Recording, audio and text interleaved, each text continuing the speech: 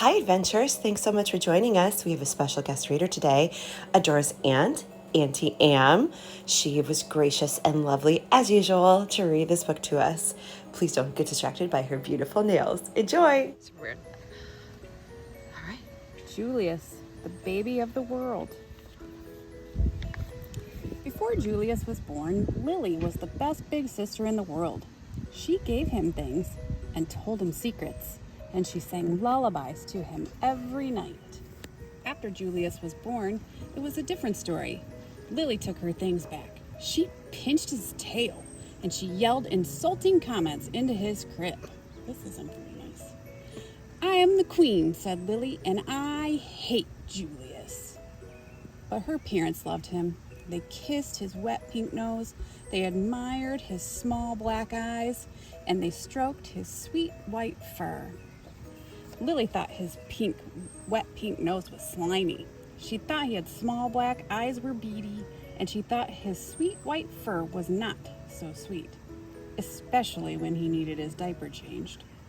"Julius is the baby of the world," chimed Lily's parents. "Disgusting," said Lily. Lily had to share her room with Julius. "After Julius goes away, do I get my room back?" she asked. "Julius isn't going anywhere," said Lily's mother. And he didn't. He stayed and stayed and stayed. Lily was supposed to be very quiet while Julius slept. "After Julius goes away, I can talk like a normal person again," she shouted. "Julius isn't going anywhere," said Lily's father. And he didn't. He stayed and stayed and stayed. "We love you, Julius. You're beautiful, Julius."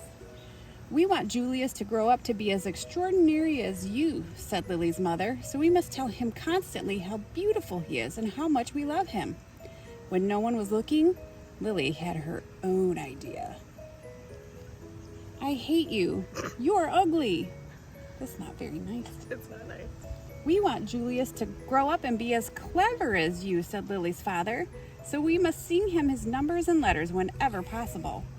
When no one was looking, Lily had her own idea. 381596 AJKZBSCH. Terrible. Lily's parents were more than a bit doubtful about leaving the two of them alone together.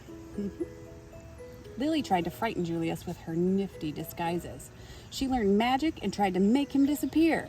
When that didn't work, she simply pretended that he didn't exist. Lily spent more time than usual in the uncooperative chair. "She's in a lot of trouble. I hate everything. This is a terrible attitude. She's a miser. I'm hungry. I have to go to the bathroom." Oh. Lily's parents showered her with hugs and kisses and treats of all shapes and sizes. They even let her stay up 15 minutes later every night. It didn't matter. Nothing worked. "I am the queen," said Lily, "and I hate Julius." But her parents loved him. They kissed his wet pink nose, they admired his small black eyes, and they stroked his sweet white fur. "Julius is the baby of the world," chimed Lily's parents. "Disgusting," said Lily. Lily's parents were amused when Julius blew a bubble. "Can you believe it?" they exclaimed.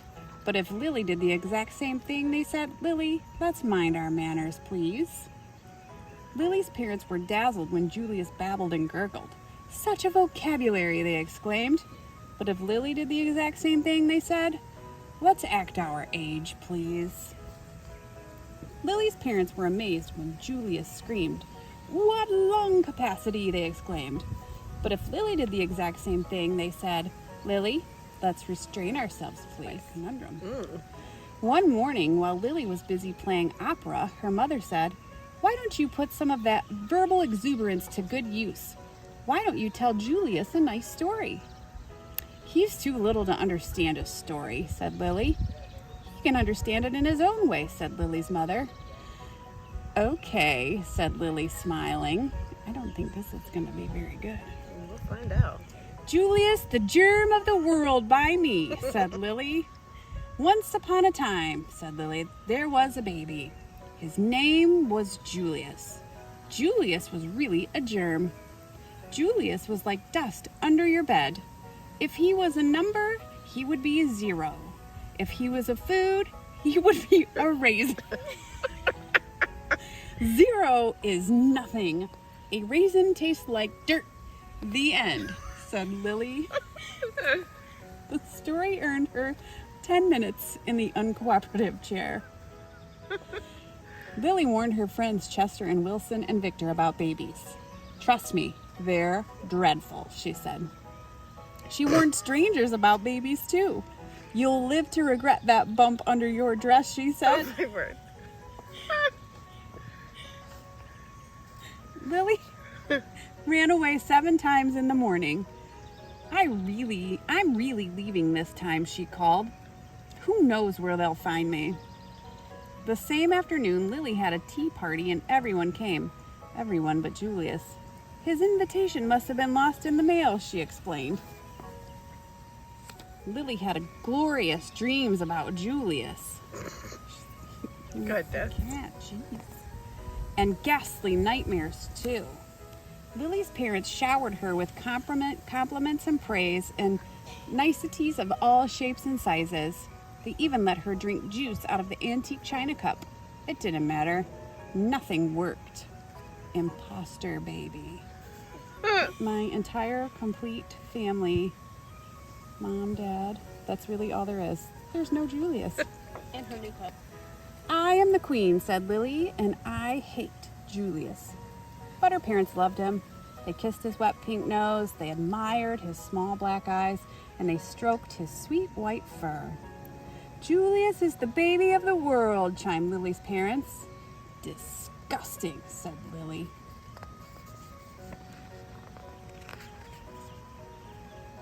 When Lily's mother felt up to it, she planned a festive celebration in honor of Julius. All the relatives came. There was quite a spread. What's the big deal, said Lily. Haven't they all seen a silly lump before? Apparently not.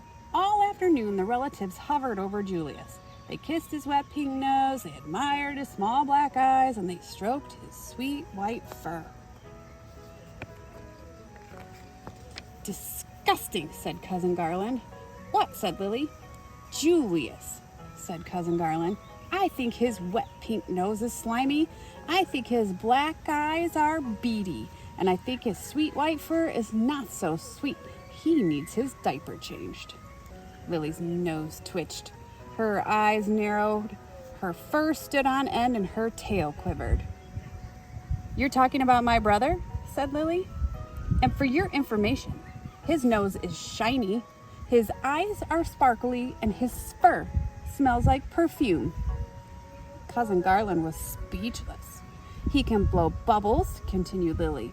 He can babble and gurgle, and he can scream better than anyone.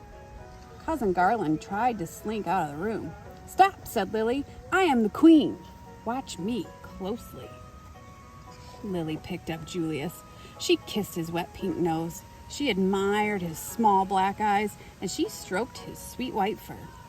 Your turn, said Lily, handing Julius over to Cousin Garland.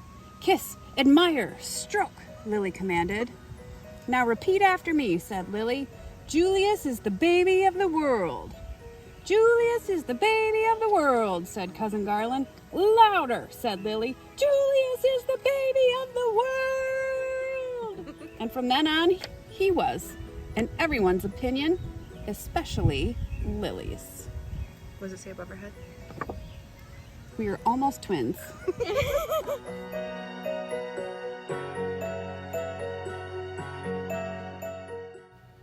Knock, knock. Who's there? Kanga. Kanga who?